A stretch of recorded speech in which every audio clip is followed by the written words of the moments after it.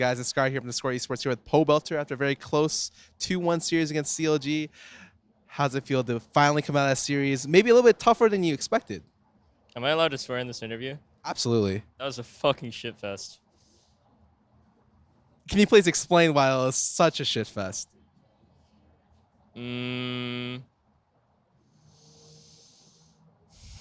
Well, game one, we drafted a team composition with 0 crowd control, and I think 1 tanky champion against a team composition that had multiple crowd control characters.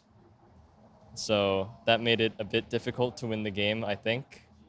And it seems to be a common occurrence with our team that actually is starting to frustrate me a lot recently, because it feels fairly obvious at this point that you need some semblance of crowd control and, some like tanky characters on the team if you want to have a decent team comp, because otherwise the enemy team that does have these tanky CC champions is going to dictate the flow of the game and decide every objective, every fight, and all you can do is kind of react because you can't play aggressively at all. You can only wait for them to come into you if you don't have any CC. But it feels like we're just making the same mistake over and over again when we're drafting these no CC team comps. We're playing Karma in Italy because we think that it's advantageous in that particular role, but overall for the team comp, it's not that good. So yeah, I guess we learned our lesson again. Better pick some CC and tanks, guys.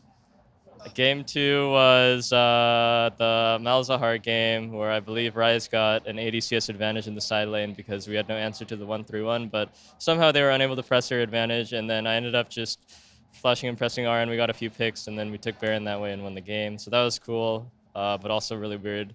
Third game was just all over the place. We were getting kills, and then we were overstaying, and then they got kills. I don't even know what to say. Like, I ganked bot, and then we got a double kill, and then Darshan TV'd behind us, and apparently he didn't even ulti in that fight, so he ultied us and killed us. I don't know, man. It was a painful thing, and I just want to forget this entire series. So obviously series like these happen here and there. Would you say it was more of like your fault or COG's fault that it happened in such like a bloody like shit show, or do you think that it was just because like something happened which forced the teams to just continually be in these kind of situations?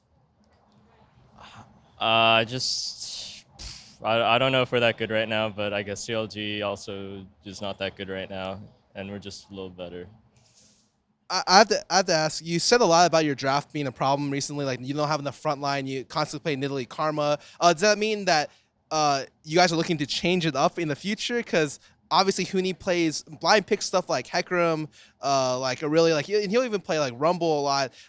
Where would you want the tanks to ideally be in your comp? Do you want it in support, the jungle, the top role, or do you just not care? Just anywhere and everywhere, please. We need more tanks. Like, yeah, because I feel like Karma's it's a good pick. Literally, it's a good pick, but you can't have all 3 of these picks that are good that aren't takey and don't provide CC. Like, we can't be playing Karma, Nidalee, Sivir, and like build a team comp around that, I think, unless I'm playing like Lissandra mid or something really weird. Is that why your AD Turtle has been playing these utility ADs all season? Because, you got a pentakill on Ashe, he's played a lot of Sivir, and usually he doesn't really play much Lucian. The first game he played Lucian, you guys, like you said, didn't have a good draft for CC. Is that like naturally what happened, where you usually have Turtle on CC because your team doesn't usually have reliable amounts of it? I would say, yeah. I mean, we try and plug in the holes where we can. I hope that all the other members on the team are starting to realize that, this is kind of a problem the way that we're drafting. But yeah, sometimes it does come from Turtle. If he can play Ashe or Jhin, then we can plug up some holes that way.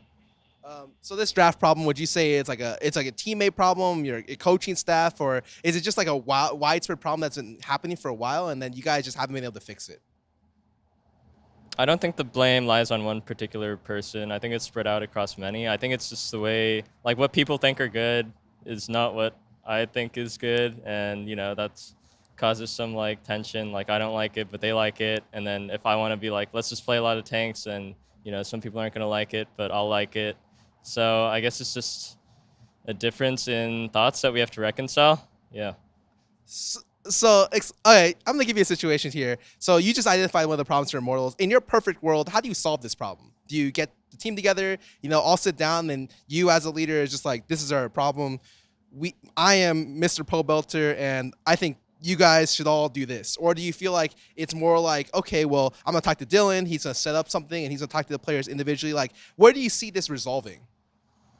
Well, we're making progress slowly. It's just not coming as fast as I'd want it to because I feel like this is a lesson that we learned playing against TSM in playoffs last split, and it's still something that we haven't fixed completely yet. So that's really frustrating for me.